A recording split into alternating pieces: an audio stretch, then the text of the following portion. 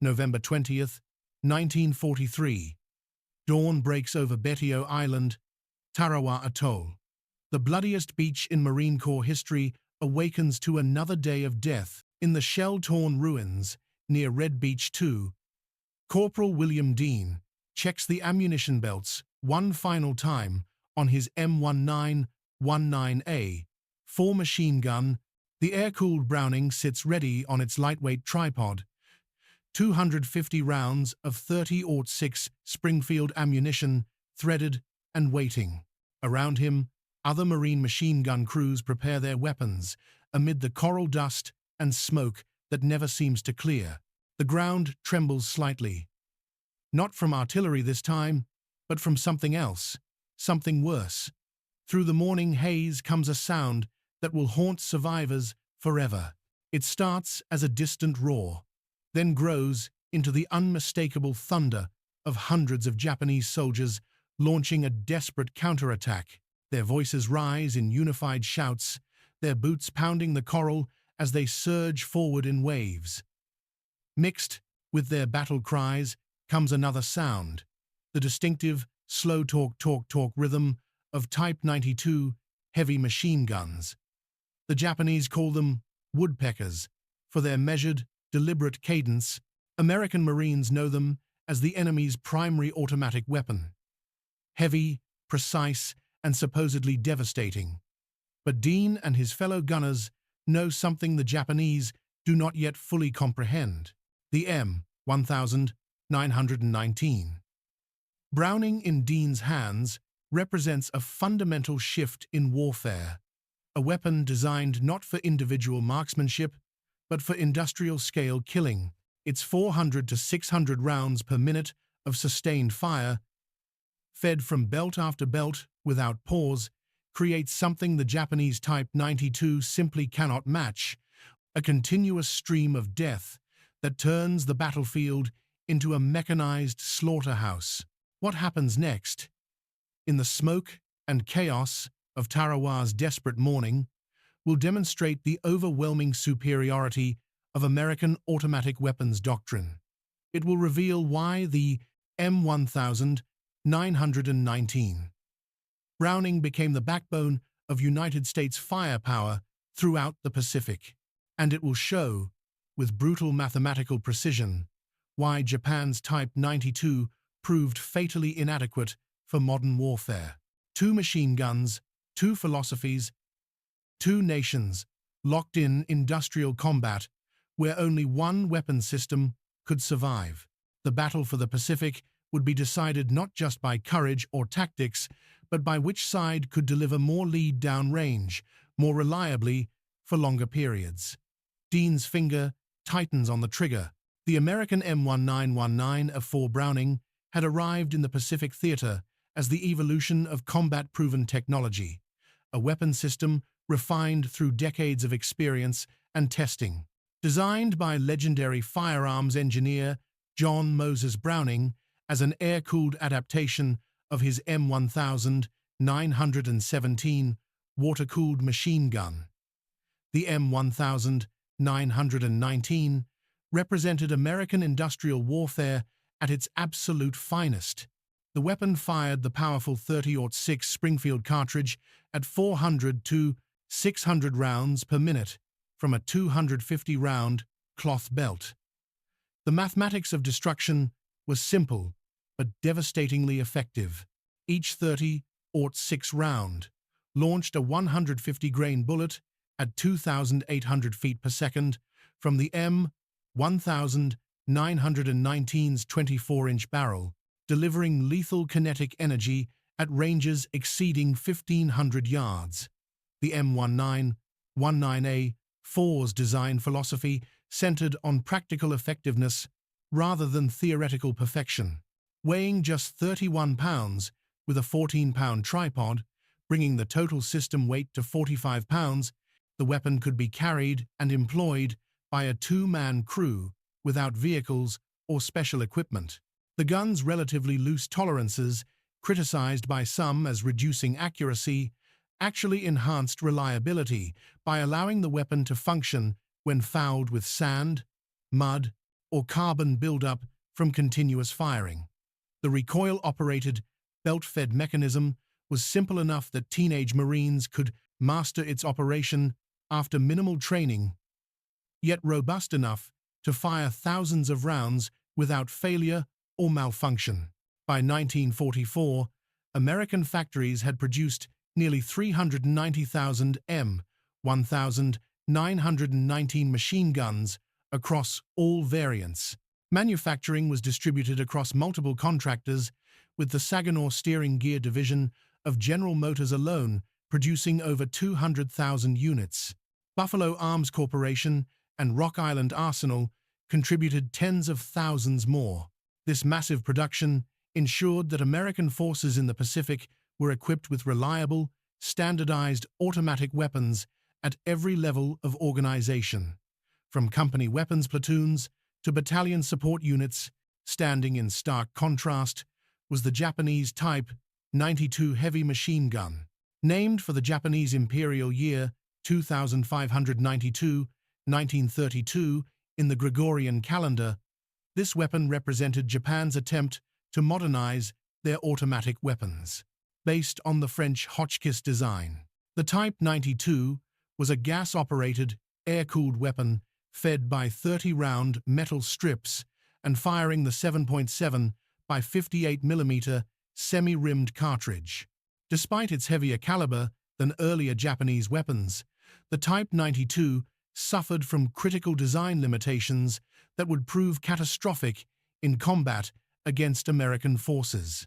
The Type 92 fired its 7.7 mm rounds at approximately 450 rounds per minute, a rate comparable to the M1919 on paper. But the 30-round feed strips severely limited sustained fire capability in ways that would prove fatal. While the 7.7 mm cartridge was ballistically superior to Japan's earlier 6.5 mm rounds, the feeding system meant that crews spent more time reloading than firing.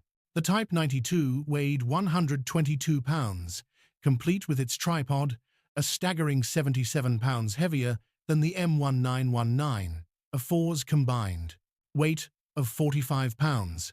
This massive weight differential came from over-engineering, from building a weapon with excessive precision that actually hindered its battlefield performance.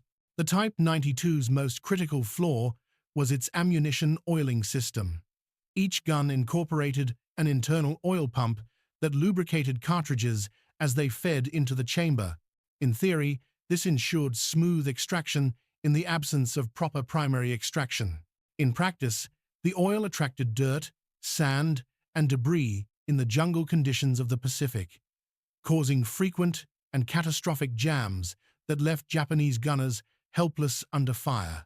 The precisely fitted parts, which might have impressed in peacetime demonstrations, became a liability when exposed to combat conditions. Unlike the M1919's loose tolerances that accommodated battlefield contamination, the Type 92's tight tolerances meant that even small amounts of debris could render the weapon inoperable. The feed strip system itself was fundamentally problematic. The 30-round metallic strips were fragile and easily bent or damaged during transport and combat. Each strip took precious seconds to load, during which the gun could not fire. In contrast, American gunners could link multiple cloth belts together, creating continuous ammunition feeds of 500 rounds or more, allowing them to maintain fire indefinitely.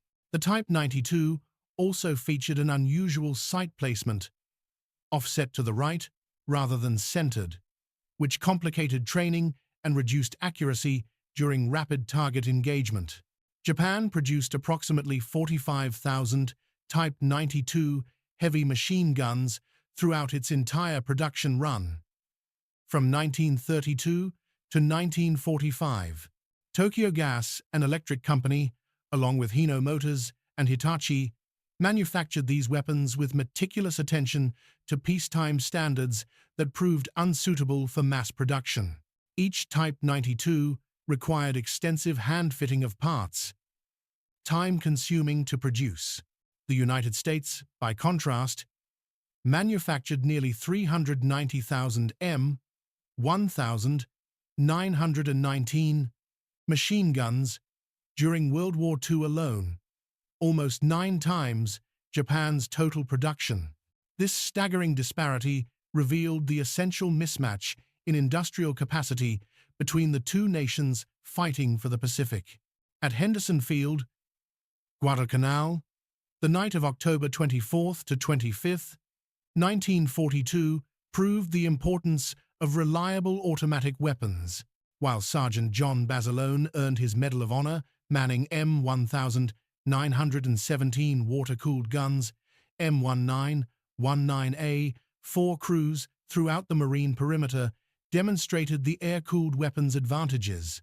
When Japanese forces of the Sendai Division attacked in massive waves, marine machine gunners with M1919S could reposition their lighter weapons quickly, moving to threatened sectors, while heavier water-cooled guns remained fixed. Private First Class Mitchell Page described the M1919's role. The air-cooled 30s were our mobile reserve. When the Japs broke through, we could grab the gun and tripod and run to plug the gap. At Tarawa in November 1943, Marine machine gun crews proved the M1919's versatility in amphibious warfare. Despite being soaked with seawater during the landing, M1919S were quickly put into action. Corporal James Russell of the 2nd Marine Division destroyed multiple Japanese positions with his M1919A4, advancing the gun across the coral-strewn battlefield. The gun never quit, Russell later testified. We'd dump water from our canteens on the barrel to cool it, wipe the sand off the belt, and keep firing.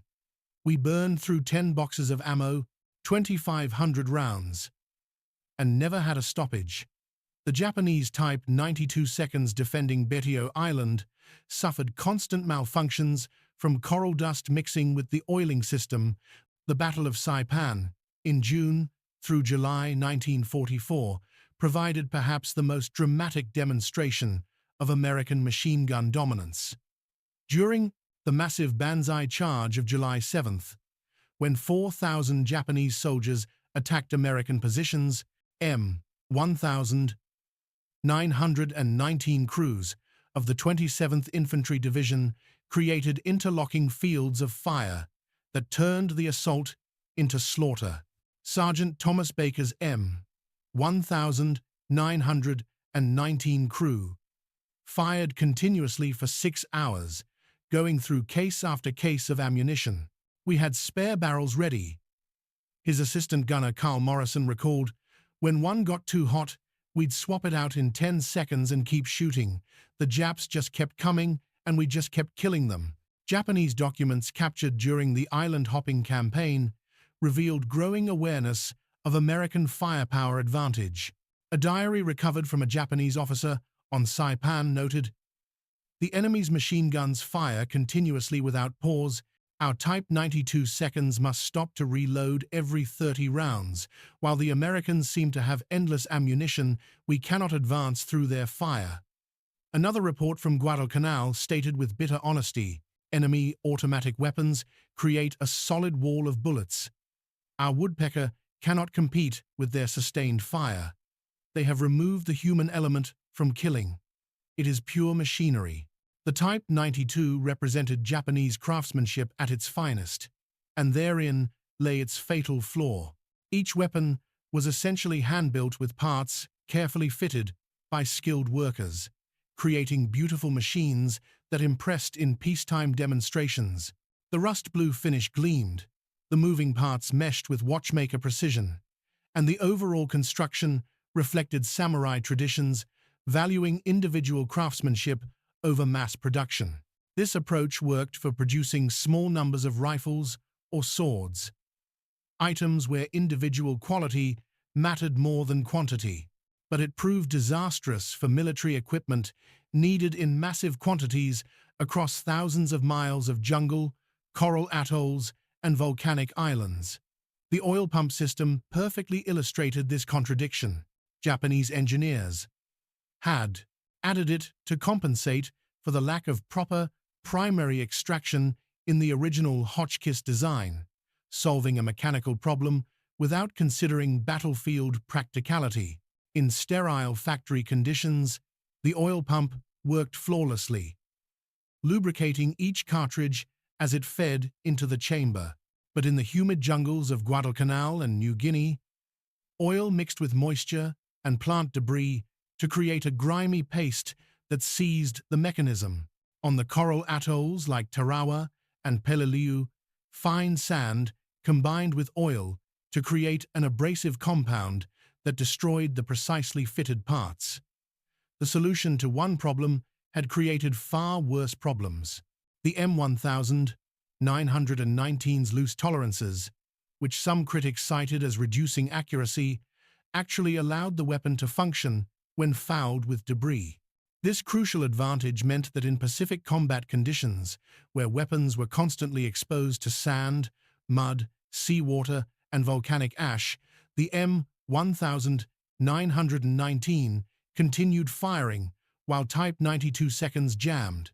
American doctrine emphasized that a weapon firing imperfectly was infinitely better than a perfect weapon that could not fire at all. The M1919's design reflected this practical philosophy, trading theoretical precision for guaranteed reliability. The precisely fitted parts of the Type 92 that might impress an inspector became death sentences for Japanese gunners. When coral dust infiltrated the mechanism, the tight tolerances meant even small amounts could stop the weapon completely. Late in the war, as Japanese manufacturing quality declined due to resource shortages and bombing, the situation worsened. Late-war Type 92 seconds showed rough machining marks, simplified sights, and inferior metallurgy. The complex oil pump mechanism, already problematic, became even less reliable as manufacturing precision declined. Captured examples from 1945 showed cast steel replaced with inferior cast iron, wooden handles instead of steel, and simplified strip guides prone to jamming. American intelligence reports noted that captured late-war Type 92 seconds were virtually unusable without complete rebuilding. The weapon that had started as a masterpiece of precision had become a symbol of Japan's inability to sustain industrial warfare. On Peleliu in September 1944, the M1919's reliability in extreme conditions became legendary among fighting men. Marines battling in 115-degree heat found that while Japanese Type 92 seconds seized from thermal expansion of their precisely fitted parts, M1919s continued functioning hour after hour. Corporal Sterling Mace observed with grim satisfaction. The woodpeckers would fire a strip or two, then go silent. Jammed again, our 30s just kept hammering away. We knew we had fire superiority, and that gave us the confidence to keep advancing. The psychological advantage was immeasurable. Knowing your weapon would not fail when your life depended on it. The Battle for Manila in February 1945 showcased urban warfare where mobility mattered desperately. Marine and Army units equipped with M1919s could rapidly redeploy their weapons from building to building, window to window. The 45-pound total weight meant a two-man team could run with the weapon system intact, maintaining fire superiority while moving. Japanese Type 92 crews, burdened with 122 pounds of weapon and mount, were essentially immobile once emplaced. Lieutenant Colonel John Sheeson noted, "In city fighting, the ability to shoot and move was everything. Our machine gun teams could be in position, fire a belt, and relocate before Japanese mortars could target them. The enemy's Type 92 seconds were death traps. Too heavy to move quickly, they became fixed targets. American after-action reports from across the Pacific revealed consistent patterns. M1919s that had been in continuous combat since Guadalcanal in 1942 were still functioning reliably 3 years later. The weapons required only basic cleaning and lubrication with any available oil, including motor oil, cooking oil, or even coconut oil in emergencies. Field maintenance demanded no special tools or expertise, with only a few moving parts, bolt, barrel, and feed mechanism. There was little to go wrong. Even worn-out guns with excessive headspace would continue functioning, though accuracy might suffer. The Type 92's reputation was exactly opposite. American Marines learned to listen for the telltale silence when Type 92 seconds jammed, using these moments to advance or reposition. Veterans reported that captured Type 92 seconds were essentially useless without extensive maintenance. Even when properly cleaned and serviced, they required constant attention to keep functioning. The feed strips would rust in humid Pacific air, binding together and refusing to feed. The oil pump would clog with debris, requiring complete disassembly to clear. The precisely fitted parts would seize from thermal expansion in extreme heat.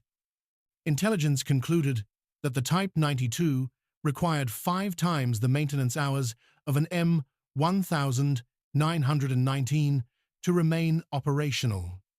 The battlefield had rendered its verdict. Reliability defeated precision. The M1919 and Type 92 represented fundamentally different philosophies of warfare, two nations' competing visions of how modern combat should be waged. The American approach emphasized mass production, standardization, and overwhelming volume of fire. The M1919 was designed to be manufactured by automobile companies using assembly line techniques maintained by teenagers with minimal training and employed in massive quantities. This philosophy extended throughout American military production, quantity with sufficient quality rather than perfect weapons in insufficient numbers. The same factories that built Chevrolets could build machine guns using the same workers, tools, and manufacturing techniques perfected by the automotive industry. America's industrial base, already the world's largest before the war, expanded dramatically to meet military needs. The Saginaw Steering Gear Division of General Motors applied automotive mass production principles to weapons manufacturing. Workers who had been building steering columns were retrained to produce machine guns. The company used specialized machine tools, assembly line organization, and division of labor to achieve speed and consistency impossible with traditional handcraftsmanship. Each worker performed specific operations repeatedly, building expertise in narrow tasks. By 1943, Saginaw alone was producing 10,000 M1919s per month, more than Japan's total annual Type 92 production. Japan's approach reflected a military tradition that valued individual warrior skill over industrial might. The Type 92's precision manufacturing and emphasis on accuracy over volume reflected samurai traditions poorly adapted to industrial warfare. Each Type 92 was essentially hand-built with parts carefully fitted by skilled workers, creating weapons where individual quality superseded quantity. This artisan approach worked for swords and traditional arms, where each piece was unique. But modern warfare demanded standardization and mass production on scales that Japanese industry could not match. The philosophical differences extended to tactical doctrine. American forces were taught to achieve fire superiority through volume, to suppress enemy positions with continuous streams of bullets rather than carefully aimed individual shots. Japanese doctrine emphasized accuracy over volume, with Type 92 crews trained to fire short, precise bursts at specific targets rather than sustained suppressive fire This made sense, given limited ammunition supplies and slow reloading times, but proved wholly inadequate against American tactics. While a Japanese Type 92 crew carefully aimed at individual Marines, 3 or 4 M1919s would simply obliterate their position with concentrated fire. The Americans had understood that in modern warfare, the ability to deliver sustained, reliable firepower determined victory. Japan had entered industrial combat with weapons and tactics from a different era, and the cost would be measured in tens of thousands of lives. By 1944, American factories were producing more M1919 machine guns in a single month than Japan produced Type 92 seconds in an entire year. This staggering disparity revealed something deeper than mere engineering differences. It exposed the fundamental mismatch in industrial capacity between two nations fighting for control of the Pacific. The United States would ultimately manufacture nearly 390,000 M1919s. Japan's total Type 92 production from 1932 through 1945 barely exceeded 45,000 units. The nearly 9-to-1 advantage in automatic weapons fundamentally shaped every battle, every campaign, every strategic decision. The production philosophy differed as dramatically as the weapons themselves. American manufacturers used automotive industry techniques perfected over decades of civilian production. Parts were completely interchangeable between manufacturers. A gun made by Buffalo Arms could use components from Saginaw or Rock Island Arsenal without modification. This standardization simplified logistics enormously. Any part would fit any gun, any ammunition would work in any weapon. Japanese Type 92 seconds often required individual fitting of replacement parts, as the handcrafted nature of production meant that components from one gun might not fit another without adjustment. This complexity multiplied through every aspect of logistics, creating impossible burdens on an already strained supply system. Quality control revealed another crucial difference. American M1919 production maintained remarkably consistent quality throughout the war, even as monthly output increased from hundreds to thousands of units. The day, simplified manufacturing processes developed for mass production actually improved reliability by increasing tolerances and eliminating unnecessary complexity. Statistical sampling and rigid specifications ensured that weapons performed to standard. Japanese Type 92 production, conversely, showed declining quality as the war progressed. Early Type 92 seconds manufactured by Tokyo Gas and Electric featured beautiful rust blue finishes and precisely fitted parts. By 1944, shortcuts were evident everywhere. Rough machining marks, simplified sights, and increasingly poor metallurgy plagued late-war production. The use of substitute materials, as Japan's resources dwindled, meant that late-war Type 92 seconds were prone to parts breakage. The numbers told a story of industrial warfare, where one nation could sustain production indefinitely while the other struggled to maintain even minimal output. American forces could afford to expend ammunition lavishly, knowing supplies were unlimited. Japanese forces had to husband every round, knowing resupply was increasingly impossible. This ammunition disparity alone would have been decisive. But combined with weapon reliability differences, it created a firepower gap that no amount of courage could bridge. The war was being won in factories thousands of miles from the front lines. The psychological impact of firepower superiority shaped every battle in the Pacific theater.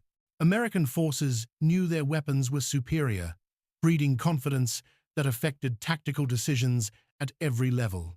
Marines and soldiers would stand their ground against banzai charges, trusting their M1919s to deliver the firepower needed to stop any assault.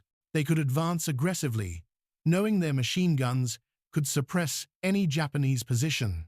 This confidence became self-fulfilling. Aggressive tactics succeeded because of firepower superiority, which reinforced the aggressive doctrine. The willingness to attack, to take ground, to press, advantages, all stemmed from knowing that American automatic weapons would dominate any firefight. Japanese forces, conversely, knew their Type 92 seconds could not match American weapons, leading to increasingly desperate tactics born of technological inferiority. The banzai charges that characterized late-war Japanese tactics were partly rooted in the recognition that they could not win firefights against superior American firepower if you cannot match the enemy's volume of fire. The only option is to close to hand-to-hand range, where firepower advantages are negated. This tactical desperation led to enormous casualties that hastened Japan's defeat. Thousands of Japanese soldiers died trying to cross kill zones dominated by M1919s. Their lives thrown away against an industrial killing machine they could not overcome. Japanese soldiers nicknamed American positions the lawnmower for how M1919 fire cut down attacking waves with mechanical efficiency. The continuous chatter of American machine guns, so different from the slower talk of the Type 92, became a sound that demoralized Japanese forces before attacks even began. A captured Japanese training manual from 1944 acknowledged the enemy's superior firepower, especially their machine guns, must be neutralized by night infiltration and close combat, where their advantages are minimized. This admission revealed that Japanese commanders understood the problem but had no solution beyond encouraging nighttime attacks and suicidal close assaults. The strategic implications extended far beyond individual battles. American commanders could plan operations, knowing they possessed overwhelming firepower advantages at the tactical level. Every Marine rifle company had machine guns that could dominate any battlefield. Every Army infantry battalion could create kill zones no Japanese force could cross. This tactical superiority enabled aggressive strategic planning, confident amphibious assaults against fortified positions, rapid advances inland, and the relentless island-hopping campaign that brought American forces ever closer to Japan's home islands. The M1919's dominance meant that American forces could take casualties and continue advancing, while Japanese forces took casualties and could only fall back or die in place, unable to match American firepower or replace their losses. On Saipan, July 7, 1944, Staff Sergeant Beaufort Anderson's M1919 section faced the largest banzai charge of the Pacific War. 4,000 Japanese soldiers attacked American positions in a desperate final assault. Anderson's machine gun crews fired without pause for over 12 hours, expending 30,000 rounds in a single night. They wore out 6 spare barrels, but never experienced a stoppage. "We just kept feeding belts and changing barrels," Anderson recalled years later, his voice still carrying the weight of that terrible night. "The gun never quit. Bodies piled up in the front of our position until they blocked our field of fire, and we had to shoot through them." The human cost of the firepower disparity was staggering. Japanese Type 92 crews fought with incredible bravery, manning their weapons under withering return fire, struggling to reload 30-round strips while bullets snapped overhead. But bravery could not overcome mechanical inadequacy. The inability to sustain fire meant that American forces could advance between reloading cycles. The 30-round strips were expended in seconds during intense firefights, leaving crews desperately trying to reload while under attack. Lieutenant Hiroaki Samishima, captured on Luzon, provided testimony that revealed the despair of Japanese gunners. "We knew our machine gun was inferior," he stated simply. "The oil pump constantly failed. In jungle humidity, the oil became like glue, mixing with plant matter and dirt. We spent more time cleaning than firing. The strips bent easily, and each held only 30 rounds. By the time we reloaded, the Americans had killed half our squad. American machine gun crews developed deep bonds with their weapons, relationships born of absolute reliability. Marines gave their M1919s nicknames, painted nose art on the receivers, and treated the guns with the care usually reserved for living things. The weapons had saved their lives repeatedly, never failing in moments of desperate need. Stories circulated of guns that continued firing after being buried in sand, submerged in seawater, or caked with volcanic ash from Iwo Jima. One famous incident on Okinawa involved an M1919 blown off a cliff by a Japanese shell, falling 30 feet onto rocks. The gun was recovered, the bent tripod replaced, and it continued firing for the remainder of the campaign. Japanese gunners had no such confidence. They knew their Type 92 seconds might fail at critical moments, undermining tactical planning and individual morale. The sound of their own weapon jamming during combat became a harbinger of death. Knowing that while they struggled to clear the mechanism, American fire would be seeking them out. Courage meant nothing against industrial mathematics, and thousands died knowing their weapons had betrayed them. The Battle of Okinawa, from April to June 1945, provided the final, bloodiest comparison of these weapon systems. American forces had refined their machine gun tactics through 3 years of Pacific combat. M1919 crews worked in perfect coordination, creating interlocking fields of fire that made Japanese attacks suicidal. The battle's intensity meant that machine guns fired almost continuously for days at a time, providing the ultimate test of reliability and sustainability. During the massive Japanese counteroffensive of May 4, 1945, American machine guns faced human wave attacks of unprecedented intensity. The weapons passed this final examination with perfect marks. 92 machine guns on Okinawa as they overran Japanese positions. Only 12 were in working condition when recovered.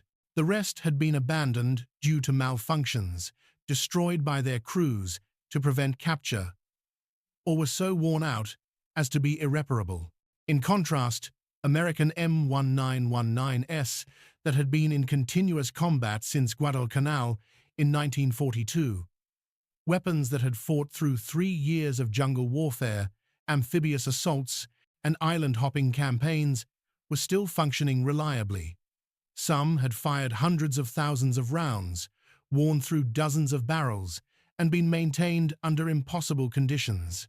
Yet they continued to operate, testament to brilliant design and robust engineering. The cave warfare that characterized much of Okinawa's fighting highlighted another advantage.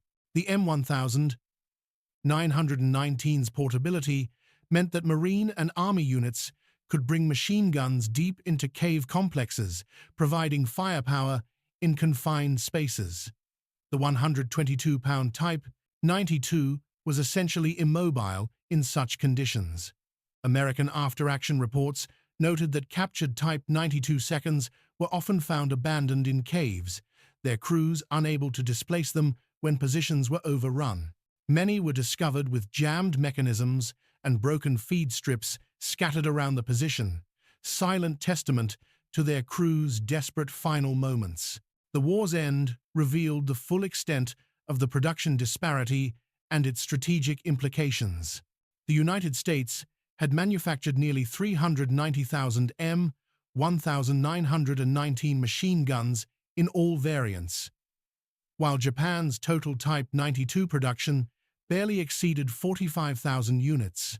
This nearly 9-to-1 advantage in automatic weapons fundamentally shaped Pacific theater combat at every level. More weapons, firing more reliably for longer periods, with unlimited ammunition, created a firepower differential that no amount of courage could overcome. The weapons themselves had delivered their verdict. Reliability defeats precision, volume defeats accuracy, industrial capacity defeats craftsmanship. The M1919 had won the war before the first shot was fired. The M1919 Browning continued serving American forces long after the Pacific War ended. It fought through Korea in the 1950s, through Vietnam in the 1960s and 70s, and in numerous other conflicts spanning 5 decades. Many Allied nations used the weapon into the 1990s, testament to the design's enduring effectiveness. Some M1919s, converted to 7.62mm NATO, are still in service today, more than a century after John Moses Browning conceived the basic design. The weapon influenced subsequent machine guns worldwide, with its belt-feed mechanism and quick-change barrel concept becoming standard features. The M60 machine gun that replaced it incorporated many M1919 design elements, proving the soundness of Browning's original concept. The Type 92, despite its limitations and tragic failures, earned grudging respect from American forces for the bravery of its crews. Captured weapons became prized souvenirs, though few Americans who acquired them realized how inferior they were to the M1919. Veterans would demonstrate captured Type 92 seconds at stateside Bond rallies, showing amazed audiences the awkward feed strips and complex mechanism while emphasizing American technical superiority. Ironically, many Type 92 seconds brought home as trophies survive in better condition today than they ever achieved in combat. Lovingly maintained by collectors who have time for the constant attention these weapons require. Post-war analysis by American ordnance experts revealed just how flawed the Type 92 design truly was. Tests at Aberdeen Proving Ground showed that even under ideal conditions with perfect maintenance, the Type 92 could not match the M1919 sustained rate of fire. The oil pump system was fundamentally unsuited to military use.